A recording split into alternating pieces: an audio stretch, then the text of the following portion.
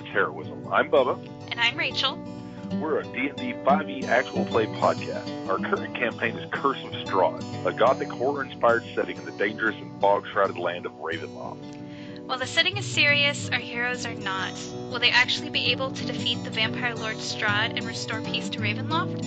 Or will they just steal goats and invoice villagers? Join us and find out. So this episode is a way for us to make up a mistake of us losing 45 minutes of audio. If you're just joining the podcast, this will tie in with episode 1. If you're a returning listener, this will fill in some of that dead space. Bullshit. You're an idiot if that's what you think. I can't even believe that we're even entertaining this type of conversation. You tell me that it's bullshit, but you know it's true. Nothing you've ever said has been true. I don't know why you would start now. And walk fast. Your legs are so long. You'd think you'd be able to move quicker. I can move very quick. It is not my fault you are fleet of foot. If you didn't always have to run away from problem, maybe you wouldn't be so fast. This is absolute gibberish. I'm surprised you got all those words connected properly. Let's continue walking, please. And maybe you could do it in silence. The sun is... I guess not. Gordon is telling me that I should probably kick you in ass. Yeah, well, at least then you'd be using your leg properly.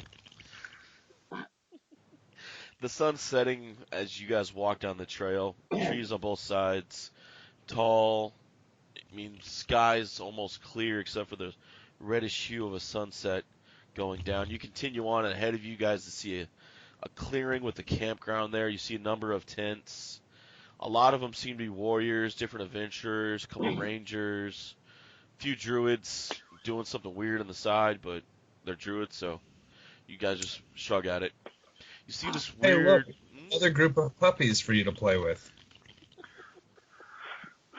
You keep telling me to be silent, yet you still keep engaging me in conversation. See what you do to me, you fluster my voice.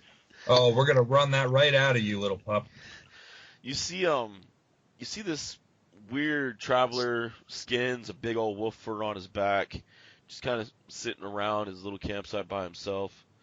Off in the corner, you see an older woman, like a big pot of soup, a goat tied, to a small rope stake to the ground. She's in purples and reds, some jewelry. She just seems to be sitting there playing cards, all by herself in this environment. We should probably get the lay of the land before we go interacting with these buffoons. For once you say something that makes sense. Here, you go interview the goat. I'll talk to the people. Goat is quite pretty. I just figure we'll go to people with around roughly the same education level. Chunakota, you see these two travelers coming into the camp. Most of the people you've seen around here or there as you've traveled, these two look different. One of them's dressed nicer, a little snarkier. He thinks highly of himself the way his head's tilted higher. And the other one's just this tall, monstrous half-orc with this scarred, disfigured thing in the middle of his chest. So I'm getting signals from the spirits here about these two, huh? Definitely. And you just smell this great aroma of a soup around you. Okay, now that was the old woman you were talking about earlier. Yes, sir. All right. Now I'm probably going to drift over that direction. I can feel the stomach grumbling. All right. Hunger spirits are talking to me. All right. You arrive at the old woman about the same time that this monstrous half-orc has arrived. She looks up at both of you and says, "Welcome, welcome. Please take a seat. I have soup. It's warm. It's good for the soul." Is it I'll chicken definitely soup? get into the soup. I'm going to turn my head. Mr. Professional, she has soup. Wow, I'm blown away. I'm gone with the wind. Well, frankly, my dear, I don't give a damn. Come have soup. She pours a bowl of soup for Chunakota, and she looks up at the large half-orc and, "Would you like some too?" I think I should probably pass at the moment, but thank you. I notice you have very fine goats. Oh, yes. Yes. He's still here. She pats the goat on the head. I go and sit down next to the goat. Love at first sight. She unties the goat to let it run around a little more free. The knight she continues conversation with you guys, and she looks off at your friend. She's like, "Your friend's a bit standoffish, isn't he?" He is a bit something, yes. She nods. It's understandable. His soul's always been that way. How long you known Mr. Professional? She kind of like moves her head back and forth. Tonight's actually the first time I've met him. But his aura, his spirit speaks volumes. Mr. Professional, she say she know you even though she only meet you now. Wow. Oh, you were done. I guess I could get back to my investigation then. I'm so sorry he interrupted us. Continue.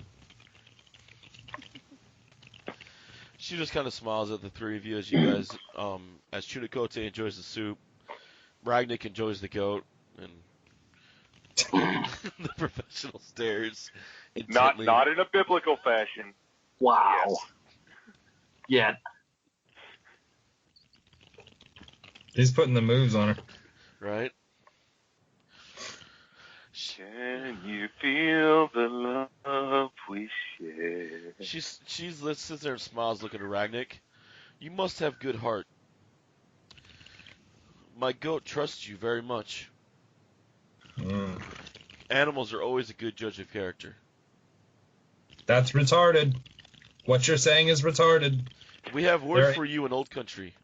It's asshole. They're animals. You're telling me that an animal is a better judge of character than a person. She looks over at At Chunikote. times, yes. She At looks, times, yes. You listen to the spirits. And obviously, this elder listens to spirits and is strong with their medicine. I'm willing to listen to her. I like him. He makes more sense than you. That is Thank you, grandmother. absurd. That's I am not that old. absurd. So, I'm making quick friends with everybody. right? Though she looks up and the sun's setting and she smiles at you guys and she's like, "You're welcome to share my fire. It looks like it's going to be a cold, cold night. Possibly a storm." Thank you for that. That's not ominous or anything. Here, No. let's see if the goat can get a read on this old woman. She reaches over and pets the goat. The goat stays there. Well, I guess the jury's in. Ragnar's gonna look at the guy in the cloak and the furs and stuff, and so what is your name? I am called Chunikote. You're called what? Chunikote Wolf Runner. I think I call you Toby.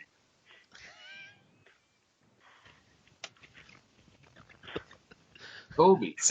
Is it Chupacabra? Chunikote. Charlie Chunikote, Tim- I choose you. Chunikote. At level 36, he evolves to Charakote.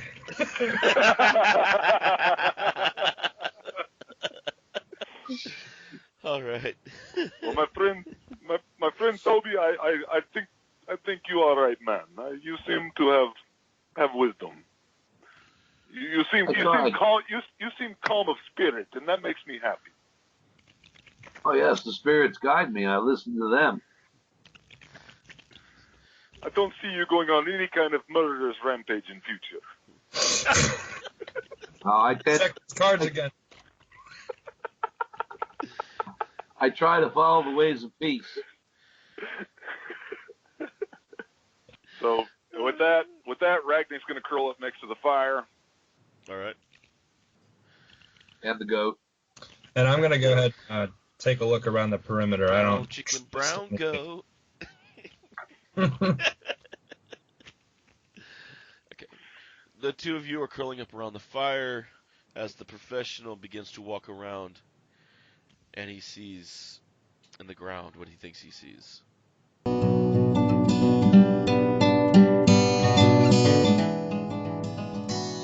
Once again, I want to thank you guys for listening to Freelance Heroism. We hope you're having just as much fun listening as we are playing. Visit us at facebook.com/freelanceheroism and leave us a like.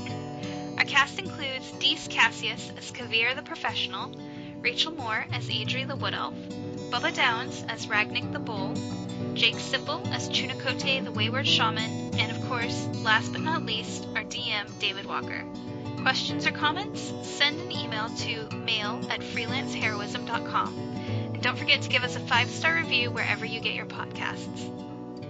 And I want to give a special shout out to Nate over at Minion Works Podcasting for all his help in getting this podcast moving. Thanks again for listening, and we'll see you in 2 weeks. In the meantime, the invoice is in the mail.